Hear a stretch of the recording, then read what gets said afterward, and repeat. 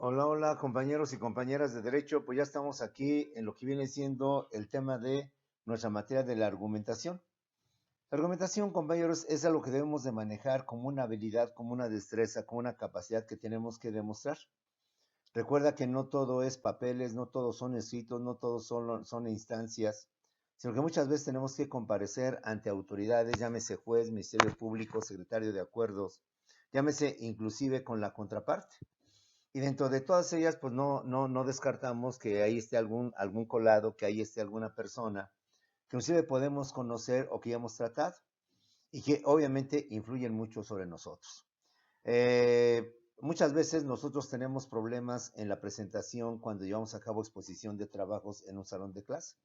Nos ponemos nerviosos, empezamos a emplear muletillas, la mirada la tenemos en otra parte menos en los alumnos o en el público que tenemos al frente y varias cosas. Entonces, como puedes ver, esto se va a agrandar a nivel profesional. Esto va a profundizar a nivel profesional. Si bien ahorita nos cohibimos ante nuestros propios compañeros, ante nuestros maestros, imagínate entonces qué significará a nosotros cuando estemos delante de un juez y no se diga si alguna vez vamos ante un magistrado o ante un ministro. Sabemos que hablar con estas personas requiere de un vocabulario, de un léxico, como se dice, muy correcto, muy preciso, muy elegante y muy técnico. No vamos a llegar ahí con nuestras barbarismos, nuestras formas de hablar de forma coloquial. Hay jóvenes, pues tenemos que ir teniendo esta habilidad, tener que ir manejando esta situación de hablar correctamente, de hablar de forma secuencial, sin interrupciones, como ahorita tu maestro está con el o cosas por el estilo. Esto, vuelvo a repetir, es una habilidad, es una destreza que tenemos que manejar. Cuando estamos en las últimas clases, pues yo sí te recomiendo que para que lo puedas manejar, la única clave es leer mucho. Desde que nos conocemos, te lo he dicho una y mil veces, la clave está en leer mucho, leer, leer y leer, compañeros. Te sugiero, como lo estamos haciendo en algunos casos, que inicies con poesía. La poesía, acuérdate que maneja estrofas. Las estrofas están conformadas con versos. Los versos no ocupan toda la hoja, todo el tamaño de la hoja de forma horizontal de izquierda a derecha. Se ocupan una mínima parte con mucho espacio tanto a la izquierda como a la derecha, porque los versos son cortos. Además, tienen la cualidad de que ellos nos enseñan una serie de palabras que también son muy adecuadas. Ellos emplean parábolas, emplean las llamadas figuras literarias que embellecen nuestro idioma. Más que mandarte a un curso, tú simplemente lee mucho. Y si lees diariamente y empiezas con las poesías para que no te aburras, para que no te canses, no te fastidies, con el tiempo pasas ya a textos precisamente de derecho, precisamente de artículos.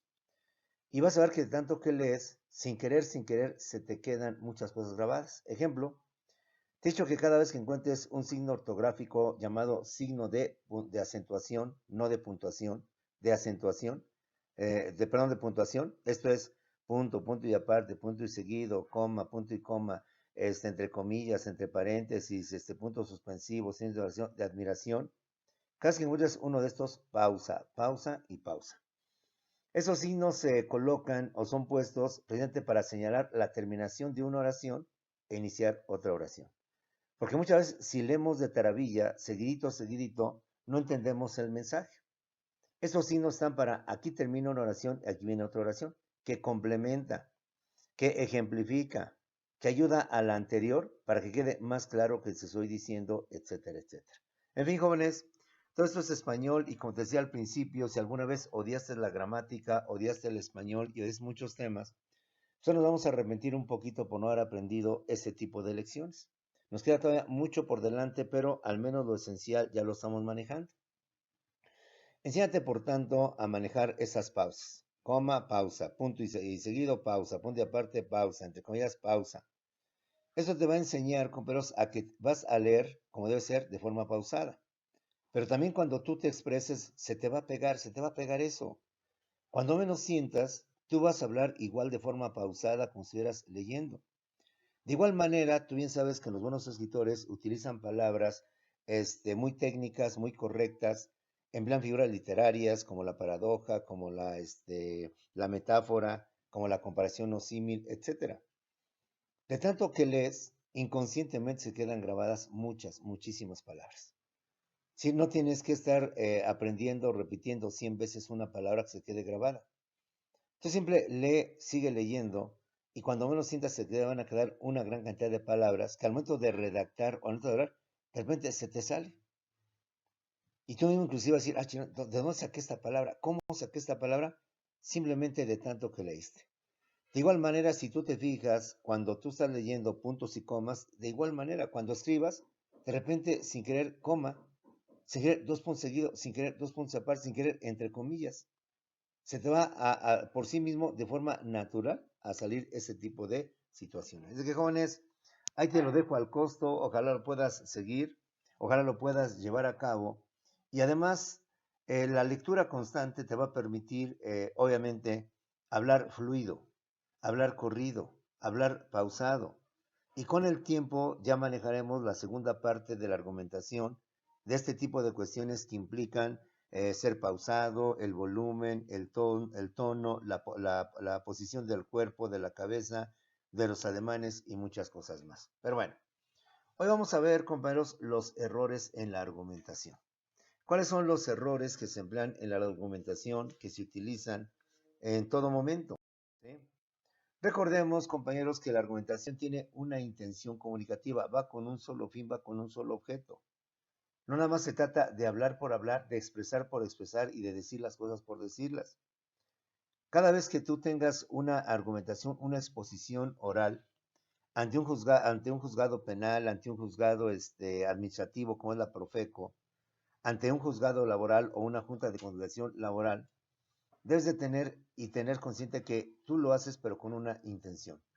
Recordemos que la argumentación es la expresión lingüística de forma escrita o bien de forma verbal, es decir, de manera oral, de nuestros razonamientos lógicos y congruentes que nos va a permitir, fíjate todo lo que nos permite este tipo de argumentación: exponer, analizar, reflexionar, profundizar, discutir, debatir, criticar, persuadir, convencer, y todo esto es comunicar, compañeros.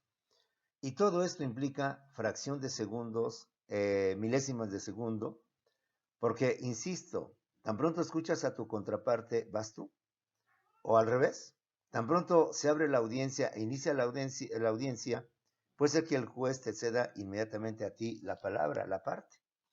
Y no podemos estar como en la escuela, en donde muchas veces, a ver, jóvenes, anoten, permítame, y andamos como locos buscando el cuaderno, buscando el lápiz, no sé qué tanto.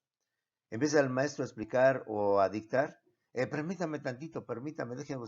No podemos hacer eso. Entonces, vamos a ser ordenados, vamos a tratar de mantener una organización en nuestra forma de ser, en nuestra forma de actuar, en nuestra forma de decir las cosas. Porque en fracción de segundos ve todo lo que implica. La mente es muy poderosa, la mente es algo precioso que tenemos, que no hemos sabido explotar, dicen por ahí, al 100%. El día que el hombre sepa explotar y utilizar su mente al 100%, algunos llaman el famoso IQ, no, seremos superhombres. Seremos personas inteligentes, creativas. Por eso cuando surgen personas como Albert Einstein, personas como Steve Hopkins y otros más, pues llegan a ser admirados, llegan a ser hombres aparte, hombres extraordinarios, precisamente por ese tipo de cualidades.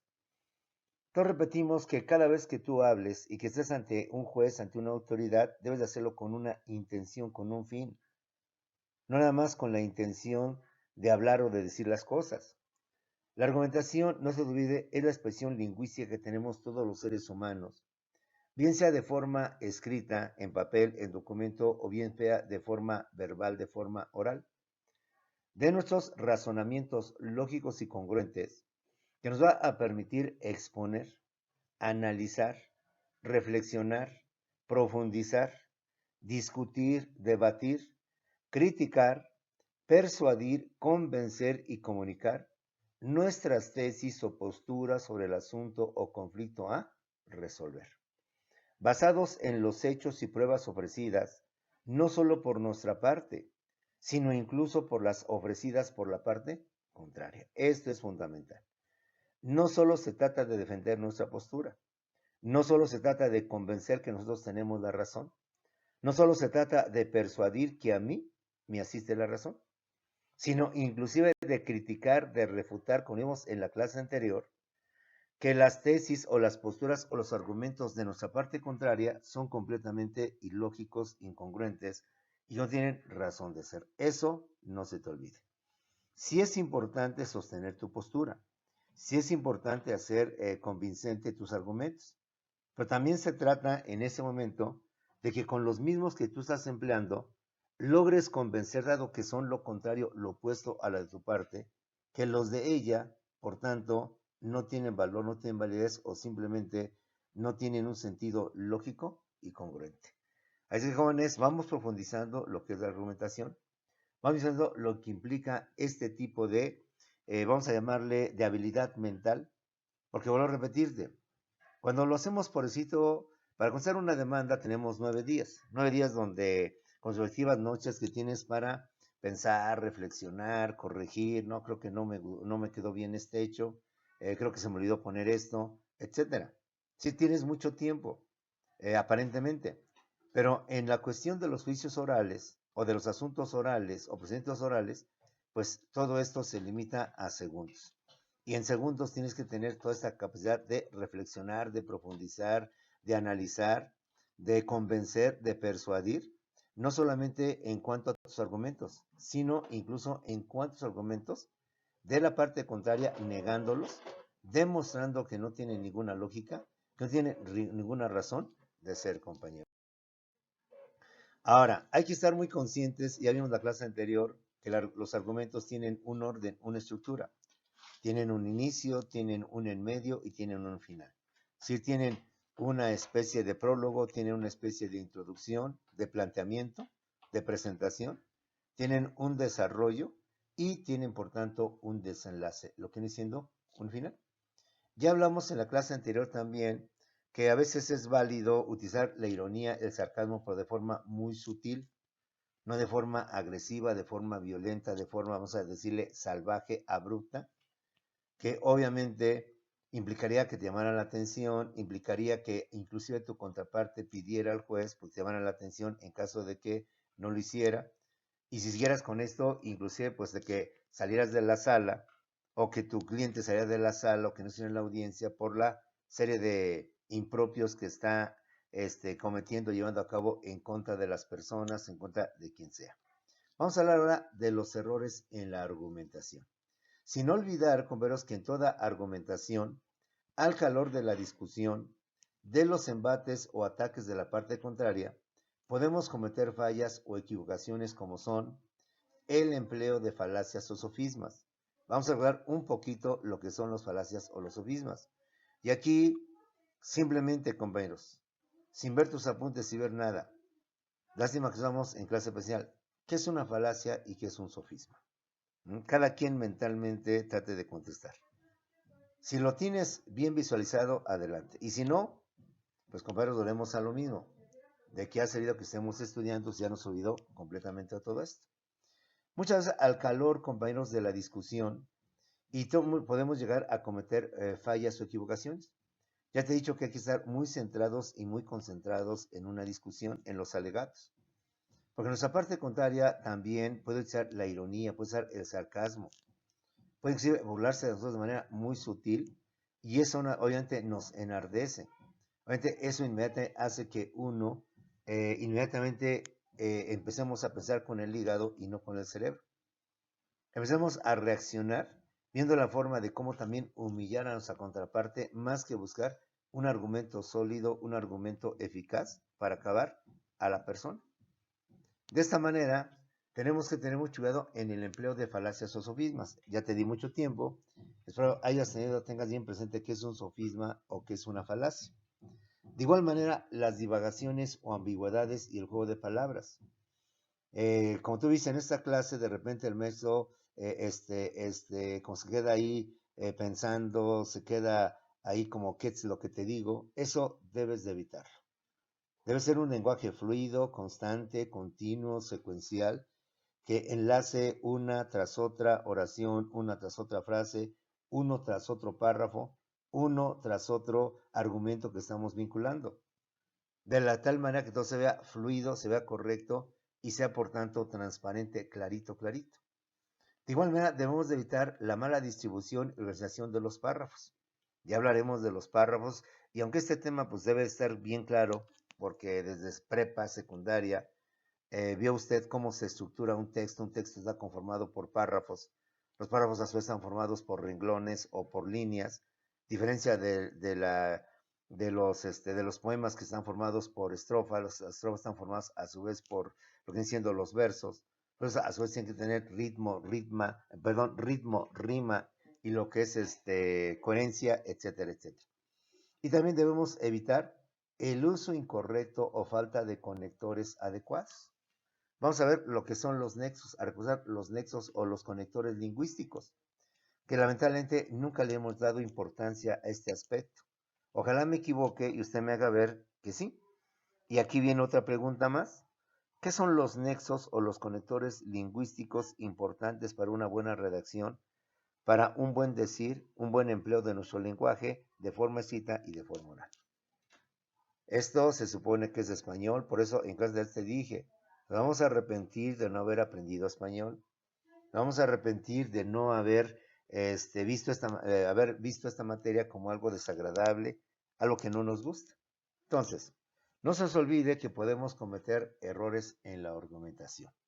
Pues en toda argumentación, al calor de la discusión, de los embates o ataques de la parte contraria, podemos perder la tranquilidad, podemos perder la ecuanimidad, el equilibrio, y por tanto podemos cometer fallas o equivocaciones como son el empleo de falacias o sofismas. Ya en clase anterior también te decía que muchas veces hablamos tan rápido, decimos las cosas tan rápido que cometemos estos errores como son, ya súbete para arriba, ya bájate para abajo, ¿sí? Ya métete para adentro. Y así cometemos estos errores que se llaman pleonasmos, se llaman barbarismos, también podemos cometer en el empleo de los argumentos las falacias y los sofismas. De igual manera podemos cometer divagaciones o ambigüedades y el juego de palabras.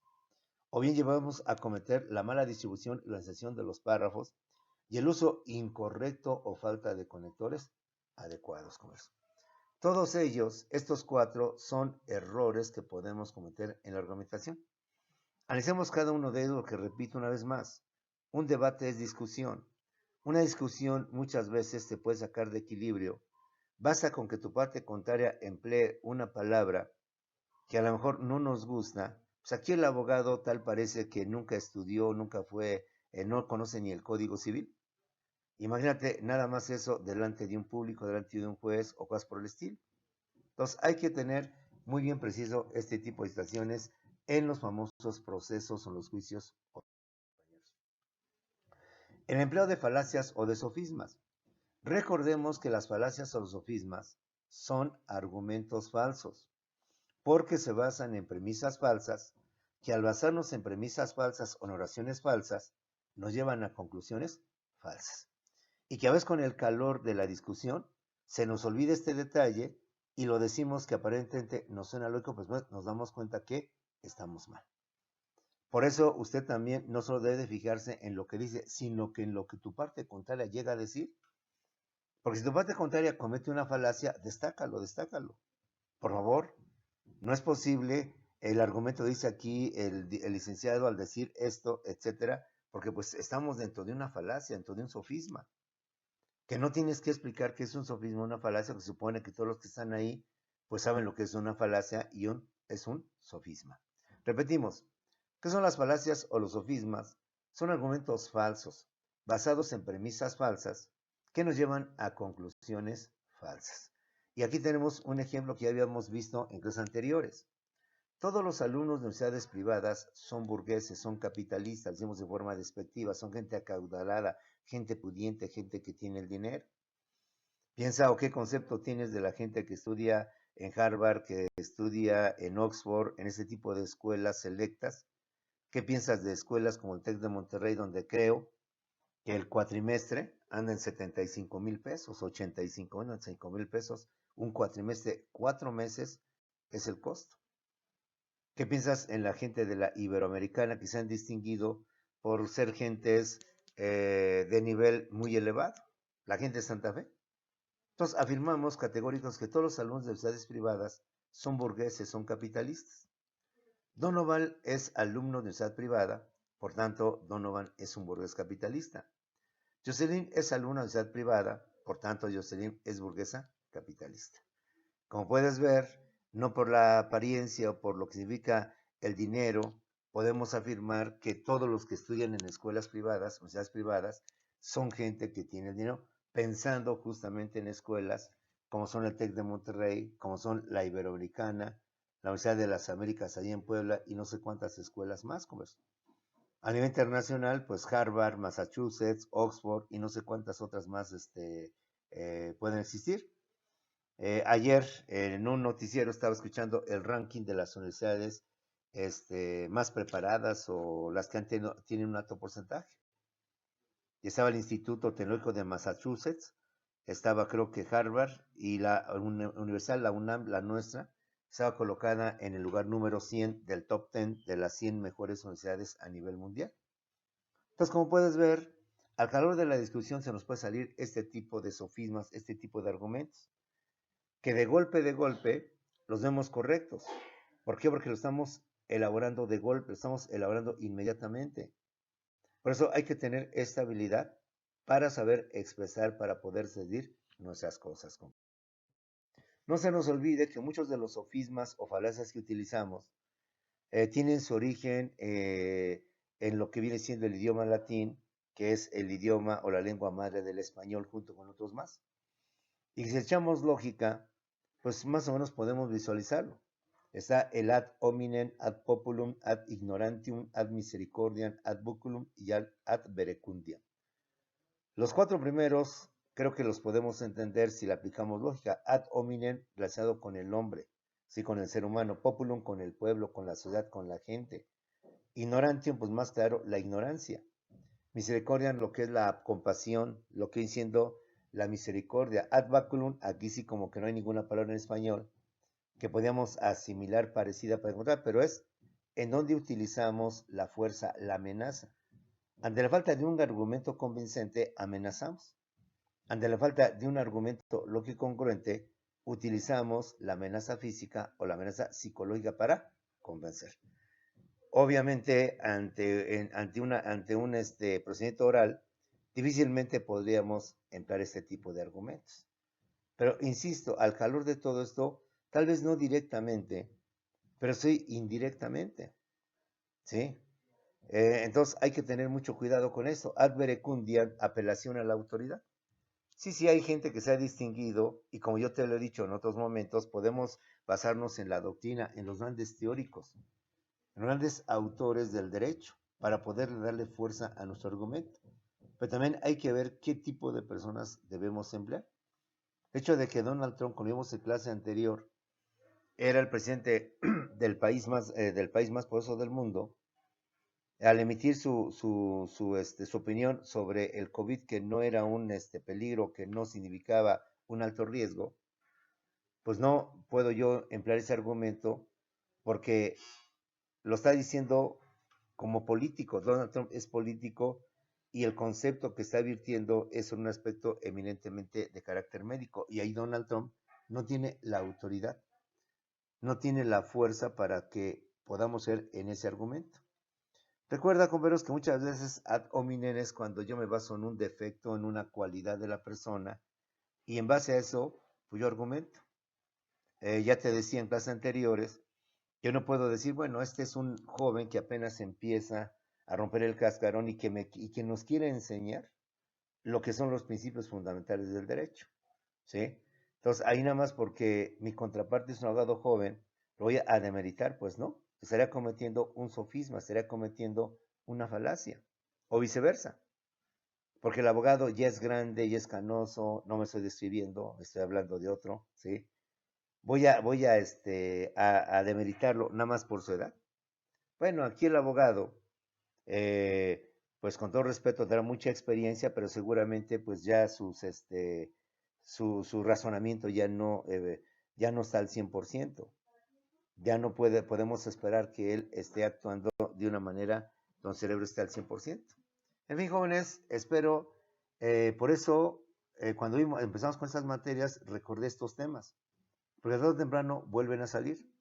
Y hay que tenerlos muy bien presentes, muy bien claros, muy bien definidos. Cuando tú estés dentro de una argumentación oral, cuando estés tú en una comparecencia oral y sepas, por tanto, cómo moverte y cómo utilizar lo que viene siendo tu lenguaje, compañeros. Otro de los errores que se cometen son las divagaciones o ambigüedades y el juego de palabras que solemos utilizar. Recuerda, estás en público, el público muchas veces nos impone, el público nos provoca pánico escénico, la mirada del juez, la mirada del Ministerio Público, la contraparte, nos intimida, nos sonroja, etcétera. Y como todo es en cuestión de segundos y con un lenguaje muy fluido, ve pensando esa situación que perdemos la mirada, se nos van las ideas, se nos pueden ir muchas cosas. Entonces, algo que debemos de evitar o que debemos de buscar es que el expositor, en este caso usted, debe centrarse y concentrarse en la idea que va a defender. Debes de concentrarte en esa idea, en ese argumento, en esa exposición que tú vas a defender.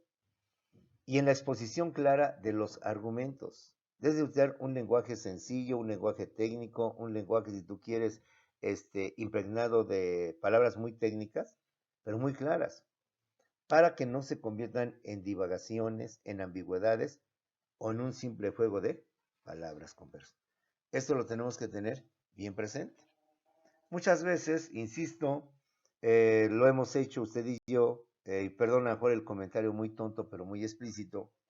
Como somos gente muy nerviosa, muy tímida, hasta para poderle decir a nuestra amiga que queremos, que queremos que sea nuestra novia, cómo nos ponemos, nerviosos, sonrojados, etcétera. Quizás es una comparación muy tribal, pero compañeros, al menos eso te puede pasar en una audiencia, ante autoridades, ante personas, ante X.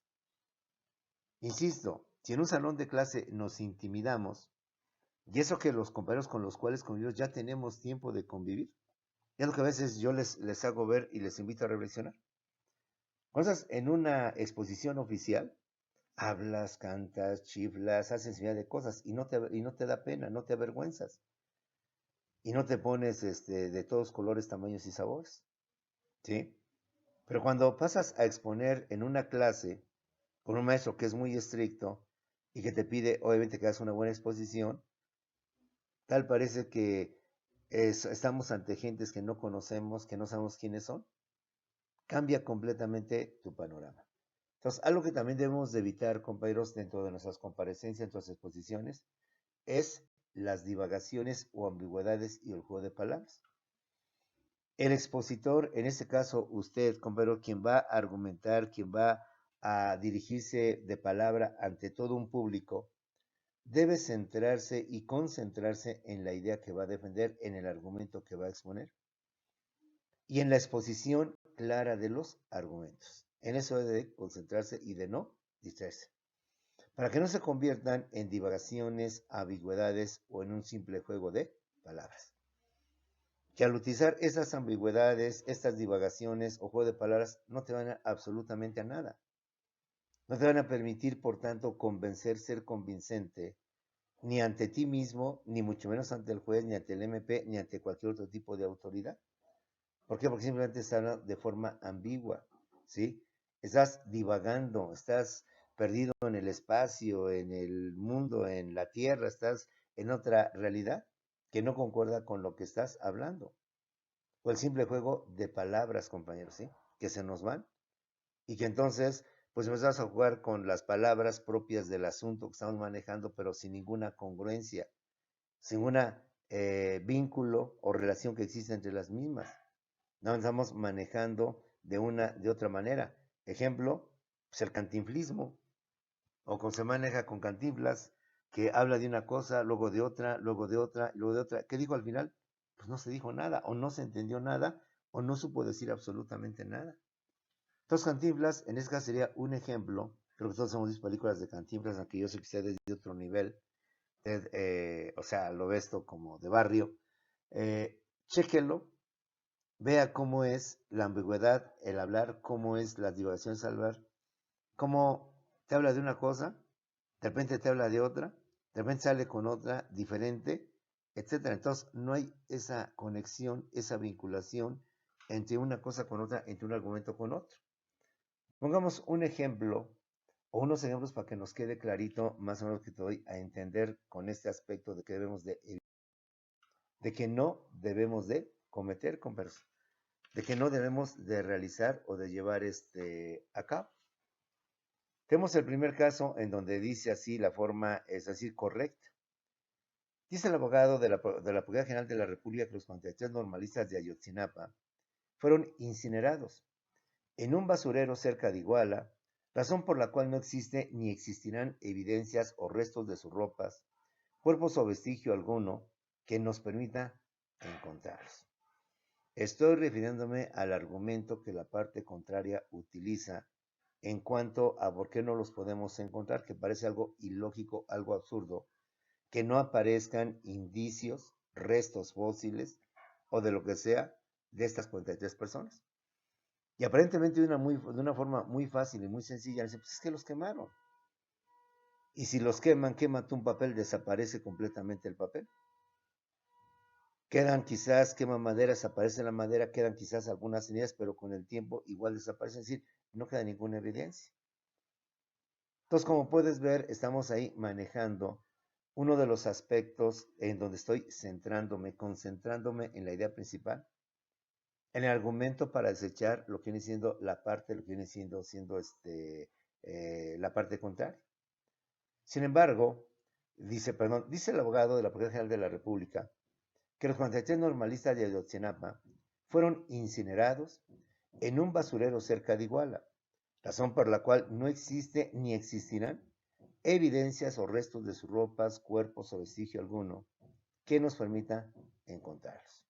Y continúas. Sin embargo, señores aquí presentes, señor juez, señor agente del Ministerio Público, abogados y colegas, señores del jurado, pensando que haya jurado y público en general, no existen evidencias o pruebas suficientes o bastantes de que se haya cometido incendio de magnitudes descomunales.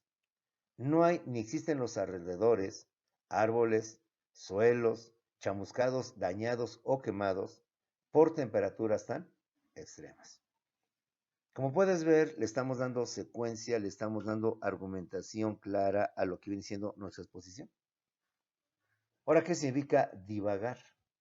¿Qué significa decir ambigüedades? Hacer juego de palabras, mismo argumento, mismo texto, pero con ambigüedades, con disertaciones que no llevan ninguna lógica, ninguna congruencia, que nos empiezan a manejar ideas, pero sin ninguna razón, o al menos no vienen al caso, como que se desconcentró la persona, como que pudo decir muchas cosas, pero no vinculadas al asunto, nada tiene que ver con el asunto.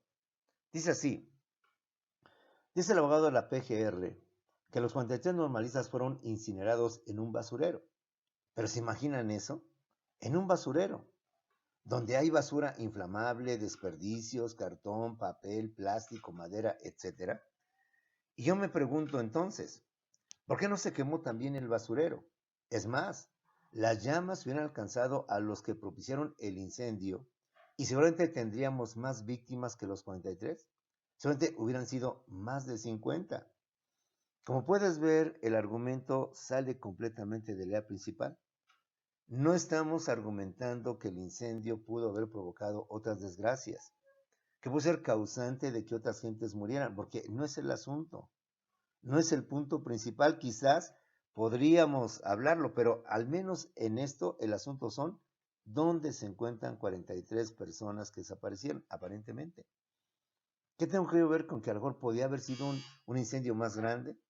Haber estado cerca de un basurero y tener material inflamable o de fácil combustión puede haber causado un daño mayor, un incendio mayor. O sea, me estoy saliendo completamente de la idea central de lo que trato yo de defender. Estoy divagando, estoy echando ambigüedades, incoherencias. En el sentido de que nada tiene que ver con los 43. Es decir, estoy desviando, yéndome al extremo, conjeturando,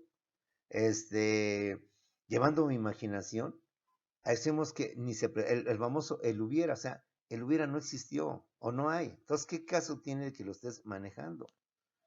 Entonces, como puedes ver, a veces, compañeros, podemos, en un momento determinado, con ánimo de quizás tratar de convencer o darle mayor énfasis o mayor convencimiento a nuestro argumento, podemos divagar, podemos resbalar, podemos tener un desliz, un lapsus, como dicen por ahí, compañeros, ¿sí? Que nos desvíe completamente de la idea.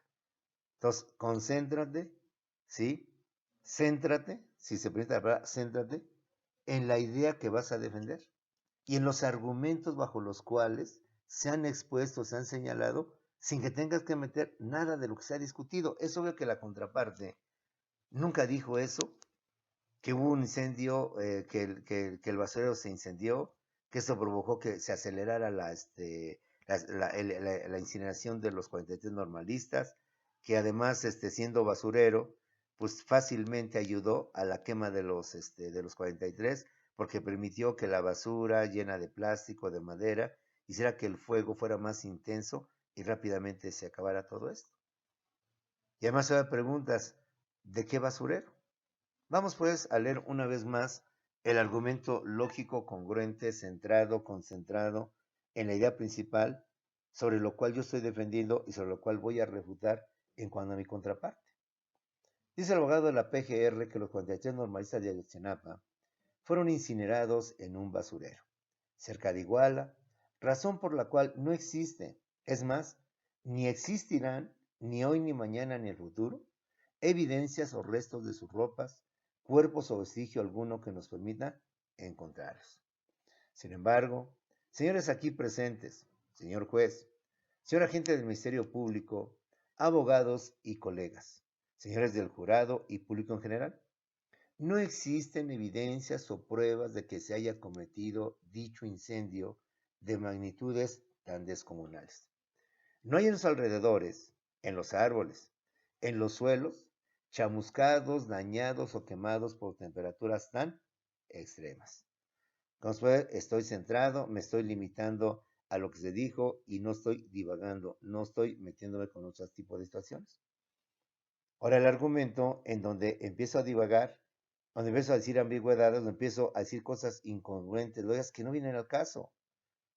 Porque no está, el asunto no es un incendio que provocó otras desgracias o que provocó situaciones agradables. No, estoy nada más en los 43 y concentrándome en la idea de que fueron quemados y no desviando la atención a que pudo haber sido algo más grande, algo más extremo, con desgracias más descomunales y con daños inclusive o con pérdida de vidas más allá de las 43. O sea, nada de eso. Dice el abogado de la PGR que los 43 normalistas fueron incinerados en un basurero. Pero ¿se imaginan eso? En un basurero donde hay basura inflamable, hay desperdicios, hay cartón, papel, plástico, madera, etc. Yo pregunto entonces, ¿por qué no se quemó también el basurero? Es más, las llamas hubieran alcanzado a los que propiciaron el mismísimo incendio. Y seguramente tendríamos más víctimas que los 43. Seguramente hubieran sido más de 50 y estaríamos hablando inclusive de una desgracia a todo un poblado. Como puedes ver, nada tiene que ver esto, porque por principio no pasó, no sucedió, no se llevó a cabo. Entonces, ¿para qué divagamos que podía haber pasado eso? Que podría haber sucedido eso. Y que por tanto, no solo hablaríamos de 43, sino hablaríamos hasta de más de 50 y no sé cuántas personas, muchos más, estaríamos hablando o empleando. Espero, jóvenes, con estos ejemplos, más o menos vayas visualizando lo que debemos de hacer y lo que no debemos de hacer. Es una habilidad que debemos de ir manejando. Es una habilidad que debemos de ir creando entre nosotros. Y te reitero y te repito, la mejor forma de tener esta habilidad es leer mucho. De veras, compañeros. No sabrás ni cómo se te salen las palabras, ni cómo dices las cosas, porque haz de cuenta que estás echando a andar la máquina que es tu cerebro, estás echando a andar ese chip que tienes ahí dormido, y de repente sale solito, compañeros. Un ejemplo quizás también un poco tonto, pero más o menos trato de ser explícito contigo. ¿Por qué no usamos la mano izquierda? Bueno, pensando que todos somos diestros, usamos la derecha. Porque nunca la hemos utilizado. pues te pones a pensar, realmente nunca hemos hecho el intento de utilizarla. Porque cuando empezamos a escribir, también éramos, permíteme la expresión, muy torpes. No me digas que escribíamos correctamente y aún todavía tenemos muchos errores de nuestra escritura. Pero tanto que practicamos y practicamos, lo logramos hacer. Si la izquierda también la sometemos a esa dinámica y hubiéramos hecho lo mismo desde el principio, te aseguro que podemos llegar a hacer lo mismo. Entonces, jóvenes, ahí te lo dejo de tarea, no de ahorita, ¿eh? Es de por toda tu vida y de todo lo que viene siendo apenas tu inicio de tu carrera. Así como vas a estudiar leyes, artículos, ponte a leer mucho. Y lee un poco de poesía. La poesía tiene la cualidad de que te va a enseñar a hablar de forma más elegante, de una forma más correcta. Luego de ahí te pasas a otro tipo de lecturas, empezando por algunos cuentos, algunas novelas, siguiendo nada más un consejo. Respeta los signos de puntuación, comas, puntos, punto y aparte. Das cuenta, es uno pausa, pausa, pausa, pausa.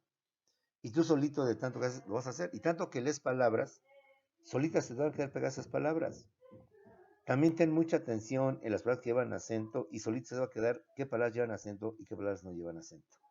Muy bien, jóvenes, los dejo. Nos vemos la siguiente clase. Tenemos una más para seguir complementando esto que espero pueda servirte, que es tratar de que tu mente tenga estabilidad o tú tengas esta habilidad, no estabilidad, esta habilidad, esta destreza que te va a ser que